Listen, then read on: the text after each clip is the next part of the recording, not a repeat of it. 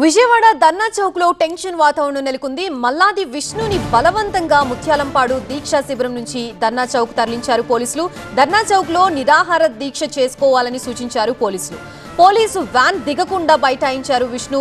ధర్నా చౌక్ లో రోడ్డుపై బైఠాయించి వైసీపీ నేతలు ఆందోళన చేశారు. ముత్యాలంపాడులోనే దీక్ష చేసి తీరుతామని ప్రకటించారు. మల్లాది విష్ణు వ్యాఖ్యల పూర్తి సారాంశం మా స్పెషల్ కరెస్పాండెంట్ వసంత్ అందిస్తారు.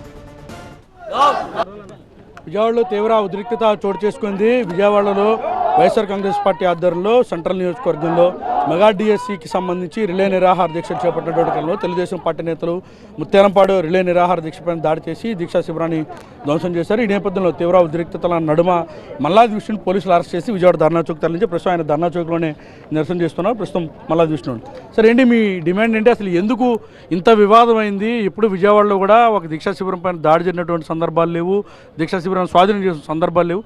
మీరేం డిమాండ్ చేస్తున్నారు?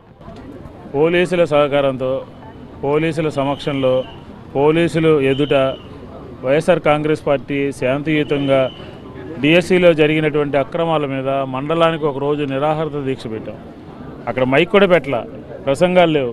ప్రశాంత వాతావరణంలో జరుగుతున్నటువంటి సందర్భంలో పోలీసులు అనుమతి తీసుకునే పెట్టాం. అక్కడ పోలీసులు ఈ బోండా ఉమా 100 మంది రౌడీ షీటర్లు, కేడీ షీటర్లు, వాళ్ళేం తెలుగుదేశం కార్యకర్తలు కాదు, రౌడీ షీటర్లతో, కేడీ షీటర్లతో వచ్చి మా టెంటు పీకేసి, మా జెండాలు పీకేసి, మా మీద దాడి చేసి, మా మీద కోడిగుడ్లు వేసి, మా మీద హింసకి ప్రేరేపించి, మమ్మల్ని కొట్టాలని చూశారు. మా కార్యకర్తలను కొట్టారు, మహిళల మీద దాడి చేశారు.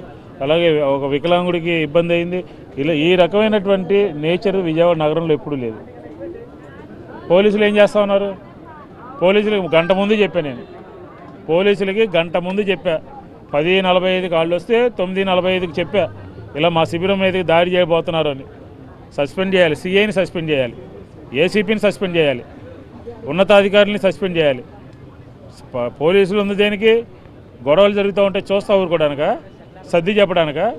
3 గంటల పాటు 10:45 నుంచి 12:30 దాకా కూడా తెలుగుదేశం రౌడీజం చేస్తూ ఉంటే, బోండామ సమక్షంలోనే గూండాలు రౌడీజం చేస్తూ ఉంటే పోలీసులు ఏం చేస్తూ ఉన్నారని అడుగుతా ఉన్నాం. పోలీసులు ప్రేక్షక పాత్ర వహించారు.